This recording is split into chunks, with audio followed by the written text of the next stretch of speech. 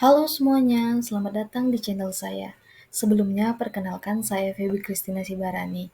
Nah, di sini saya bakal membagikan konten mengenai apa itu sistem saraf, fungsi sistem saraf, bagian-bagian sistem saraf, dan hal menarik lainnya mengenai sistem saraf manusia yang pastinya sangat bermanfaat untuk teman-teman semua. Nah, jadi nggak usah berlama-lama lagi, mari kita mulai. Nah, jadi sistem saraf itu bertanggung jawab untuk mengontrol dan mengkoordinasikan semua bagian tubuh manusia, di mana sistem saraf ini berfungsi untuk menerima, mengolah, dan merespon rangsangan baik dari dalam maupun dari luar tubuh. Jadi, sistem saraf ini adalah sistem kompleks yang berperan dalam mengatur dan mengkoordinasikan seluruh aktivitas tubuh. Sistem ini memungkinkan kita untuk melakukan berbagai kegiatan seperti berjalan, berbicara, menelan, bernafas, serta semua aktivitas mental termasuk berpikir, belajar, dan mengingat. Ini juga membantu kita mengontrol bagaimana tubuh bereaksi dalam keadaan darurat. Nah, selanjutnya, sistem saraf manusia itu tersusun dari jutaan neuron. Neuron bervariasi dalam ukuran, bentuk, dan struktur bergantung pada peran dan lokasinya. Namun, hampir semua neuron memiliki tiga bagian penting, yaitu ada badan sel, akson, dan dendrit. Jadi langsung saja kita bahas apa saja struktur dari neuron. Nah, jadi struktur neuron itu ada dendrit, di mana dendrit ini merupakan suatu struktur terspesialisasi yang merupakan bagian dari badan sel. Dendrit adalah perpanjangan dari sitoplasma yang biasanya berganda dan pendek.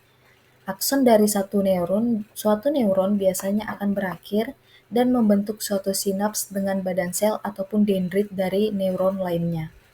Permukaan dendrit penuh dengan spina dendrit yang dikhususkan untuk menghubungkan dengan neuron yang lainnya. Dan adapun fungsi dari dendrit pada sistem sel saraf itu secara umum untuk mengantarkan impuls ke sel tubuh. Kemudian selanjutnya ada nukleus.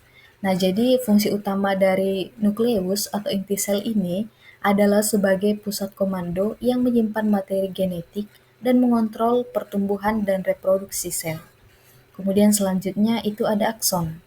Jadi akson ini adalah serabut saraf yang tipis dan panjang yang berfungsi membawa impuls saraf dari neuron ke neuron yang lainnya, di mana akson ini berfungsi untuk mengirimkan pesan antar neuron, kelenjar, dan otot. Gangguan pada akson dapat memicu sejumlah penyakit pada ingatan. Kemudian yang selanjutnya strukturnya itu ada badan sel. Nah, jadi badan sel ini adalah bagian sel yang memiliki ukuran yang terbesar dan memiliki banyak komponen penting. Di dalam badan sel terdapat sitoplasma nukleus dan nukleolus. Badan sel berfungsi sebagai penerima rangsangan dari dendrit, kemudian diteruskan menuju ke akson. Kemudian yang selanjutnya ada nodus Ranvier. Nah, jadi nodus Ranvier ini adalah bagian antara dua segmen selubung mielin. Nodus Ranvier ini berfungsi sebagai loncatan impuls saraf agar sampai lebih cepat ke tempat tujuannya. Kemudian yang selanjutnya ada terminal akson. Nah, biasanya terdapat satu akson per neuron dan panjangnya dapat bervariasi dari beberapa mikrometer hingga 1 meter. Fungsi akson dalam sel saraf adalah untuk mengirimkan impuls listrik dari badan sel menuju ujungnya yang disebut sebagai terminal akson. Nah, dari sinilah sinyal tersebut kemudian ditransmisikan ke neuron yang lainnya. Kemudian yang selanjutnya itu ada sel Schwann. Nah, jadi sel Schwann ini adalah sel yang terdapat dalam selubung mielin. Dan adapun dari fungsi dari sel Schwann ini itu untuk memperbaiki sel akson yang rusak dan untuk meregenerasi akson. Kemudian yang selanjutnya ada selubung mielin. Jadi pada sel saraf, selubung mielin adalah lapisan fosfolipid yang membungkus akson secara konsentrik. Adapun fungsi selubung mielin ini itu untuk melindungi dan memberi nutrisi pada akson.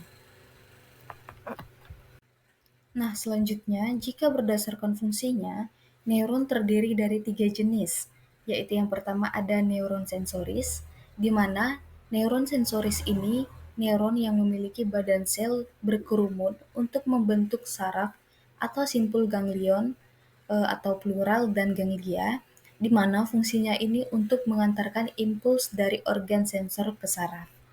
Kemudian yang kedua itu ada neuron motoris, di mana neuron motoris ini untuk mengantarkan impuls saraf pusat ke organ motorik seperti otot atau kelenjar. Kemudian yang ketiga itu ada neuron konektor, di mana neuron konektor ini untuk menghubungkan satu neuron dengan neuron lainnya. Jadi dapat kita lihat pada gambar ya, itu ada sel saraf sensorik, kemudian ada sel saraf motorik, dan kemudian ada sel saraf penghubung atau neuron konektor. Nah, selanjutnya sistem saraf pusat itu meliputi otak dan medula spinalis, di mana otak dan medula spinalis ini dilindungi oleh selaput meninges. Dan selaput meninges ini tersusun oleh 3 bagian, yaitu ada durameter, ada arachnoid, dan ada pia-meter. Nah, jadi durameter ini lapisan yang paling keras dari lapisan otak setelah tulang tengkorak, yang merupakan lapisan pembungkus otak terluar. Kemudian arachnoid ini merupakan selaput yang tipis dan transparan, di mana arachnoid ini berbentuk seperti jaring laba-laba. Kemudian pia-meter ini adalah membran yang sangat lembut dan tipis, di mana lapisan ini melekat pada otak. Nah, jadi gerak sadar yang dilakukan oleh tubuh itu adalah tanggung jawab dari otak. Dan kemudian gerak refleks itu dikendalikan oleh medula spinalis. Nah, selanjutnya teman-teman dapat melihat pada gambar, di mana gambar ini adalah struktur dari otak manusia, di mana di sini ada otak besar atau cerebrum, kemudian juga ada diencephalon, di mana diencephalon ini terdiri dari thalamus, hipotalamus, dan pituitary gland atau kelenjar pituitary. Kemudian juga di gambar ini ada mesencephalon, kemudian juga ada brainstem, di mana brainstem ini terdiri dari pons dan medula oblongata, serta yang terakhir itu ada cerebellum atau otak kecil. Nah, untuk membahas mendalam mengenai bagian-bagian otak ini, dapat kita lihat pada slide berikutnya. Untuk melanjutkan gambar tadi, jadi di sini ada otak besar atau cerebrum, di mana ini berfungsi sebagai pusat gerak sadar dan mengolah berbagai impuls dari berbagai macam indera. Kemudian yang selanjutnya ada otak kecil atau cerebellum. Nah, jadi cerebellum ini berfungsi sebagai pusat keseimbangan gerakan, kontrol gerakan mata, dan koordinasi gerak sadar yang terkait dengan keterampilan. Kemudian yang selanjutnya ada kelenjar pituitari. Nah, di sini kelenjar pituitari ini berfungsi sebagai kelenjar yang menghasilkan berbagai macam hormon. Kemudian yang terakhir ada kelenjar pineal, di mana kelenjar pineal ini berfungsi sebagai pengaturan jam biologis pada tubuh kita. Baiklah teman-teman, sekian penjelasan yang dapat saya berikan mengenai sistem saraf manusia. Nah, jika ada kurangnya saya mohon maaf dan semoga yang saya sampaikan berguna untuk teman-teman semuanya. Terima kasih dan see you pada video selanjutnya.